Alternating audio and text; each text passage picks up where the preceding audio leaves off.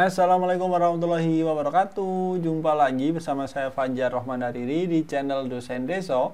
Dan pada video kali ini saya akan ngebahas mengenai soal-soal TWK untuk teman-teman persiapan CPNS tahun 2021. Saya sudah lama banget gak ngonten, semoga bisa istiqomah kembali ngonten-ngonten lagi untuk sharing bersama teman-teman semuanya. Nah, nanti mungkin nggak panjang-panjang, tapi saya usahakan supaya bisa rutin dikit-dikit. Ya mungkin nanti agak banyak kalau udah deket tesnya. Sekarang yang penting teman-teman istiqomah aja ya, sehari 10 soal, 5 soal, belajar 10 menit nggak apa-apa, 15 menit nggak apa-apa, setengah jam monggo, 1 jam juga nggak apa-apa. Ya, yang penting harus mempersiapkan diri dengan baik. Oke.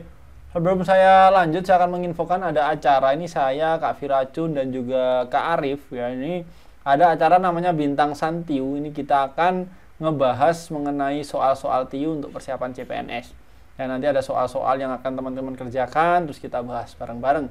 Acaranya kapan? Tanggal 27 Maret 2021 pukul 19.30 sampai 21.00 WIB. Selain via Zoom, jadi acaranya via Zoom ya.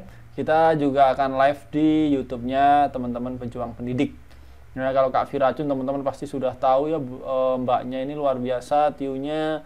Kak Arif ini kalau teman-teman lihat channelnya Pejuang Pendidik atau teman-teman ikut Ayo CPNS, ini pasti tahu bagaimana Mas Arif ini kalau menjelaskan TIU luar biasa. Mbak Fira luar biasa. Saya cuma pupuk bawang ini ya, ini cuma genep-genepan, ganjil-ganjilan ya. Dan sebelum lanjut, teman-teman yang belum daftar Ayo CPNS, silahkan daftar Ayo CPNS. Ini platform terbaik menurut saya karena fiturnya paling lengkap. Dan jangan lupa kalau daftar pakai kode Dosen Deso supaya teman-teman punya potongan 25.000. Jadi fiturnya ada yang terbaru, teman-teman bisa melihat berapa lama teman-teman mengerjakan suatu soal. Itu sangat luar biasa untuk dipakai evaluasi dalam mempersiapkan diri menghadapi tes CPNS. Oke, langsung saja soal yang pertama. Oke. Perjuangan Panglima Besar Jenderal Sudirman syarat dengan perang gerilya, walaupun dalam kondisi kesehatan yang kurang baik. Semangat bela negara yang telah diteladankan kepada generasi penerus bangsa adalah, dari Jenderal Sudirman ini kondisi sakit ya teman-teman, tapi perjuangannya luar biasa. Ini salah satu jenderal yang saya kagumi. Ini beliau ini yang perjuangannya paling, bahkan nggak salah satu yang selama ini kalau di ranking ini yang pertama yang saya kagumi ini Jenderal Sudirman. Ya, ini apa aja? A. Kesediaan berperang dengan senjata yang sederhana. Oke, kita keep dulu. Berjuang tanpa menonjolkan kepentingan pribadi, kita keep. Memandang kemerdekaan sebagai tujuan utama. Mempertahankan kemerdekaan dengan segala cara. E. Pantang menyerah untuk mempertahankan kemerdekaan. Kalau teman-teman tahu perjuangan Jenderal Sudirman ini kalau nggak salah sekitar tahun 48-49, berarti pasca kemerdekaan ya. Dan ini disebutkan dengan kondisi kesehatan yang kurang baik, tapi beliau masih semangat ya, masih berjuang ya dengan perang gerilyanya. Maka dari pilihan ini, senjata yang sederhana ini tidak disebutkan.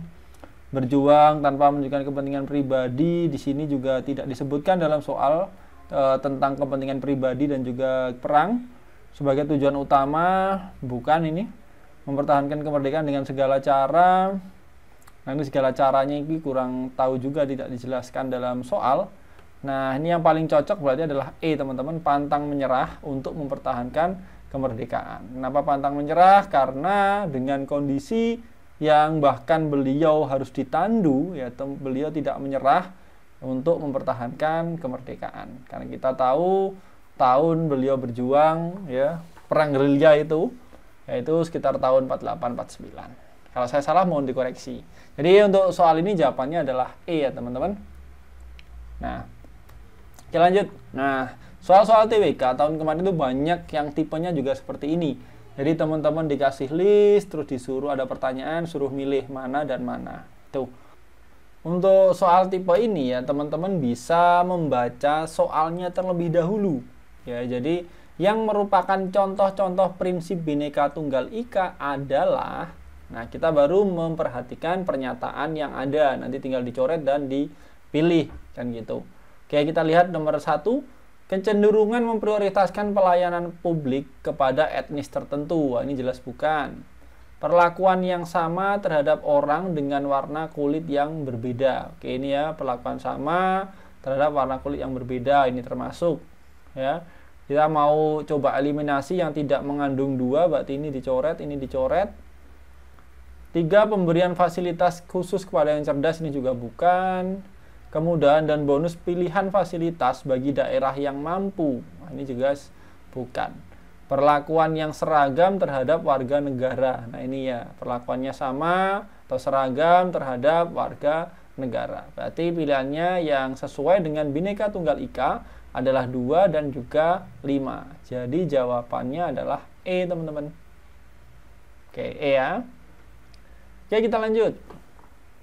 Bangsa Indonesia memiliki keberagaman budaya, etnis, agama, adat istiadat, dan bahasa yang tersebar dari Sabang sampai Merauke, dan perilaku yang sesuai dengan upaya menjaga kebinekaan dalam bingkai persatuan dan kesatuan untuk menghadapi karakteristik tersebut adalah oke, berarti perilaku yang upaya menjaga kebinekaan dalam bingkai persatuan dan kesatuan. Nah, ini apa? Oke, kita lihat A, menggunakan bahasa dari daerah masing-masing, kurang tepat. Bangga menggunakan pakaian-pakaian adat dari daerahnya. Ya, ini harus bangga ya, cuman untuk ini kurang tepat kasus soal ini. C, menghormati adat istiadat budaya masyarakat di daerah lain. Nah, ini sesuai nih. D, menghindari kerjasama dengan orang lain yang berbeda etnis, jelas bukan. E, bersifat sopan terhadap orang lain yang berasal dari daerah yang sama. Daerah yang sama.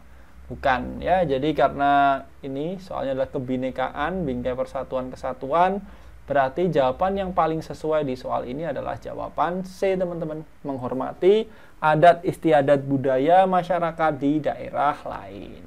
Oke, kita lanjut. Nah, ini soal kayak gini tadi, list-listan tadi. Kita baca dari soalnya. Pernyataan di atas yang menunjukkan perwujudan sikap nasionalisme adalah nomor.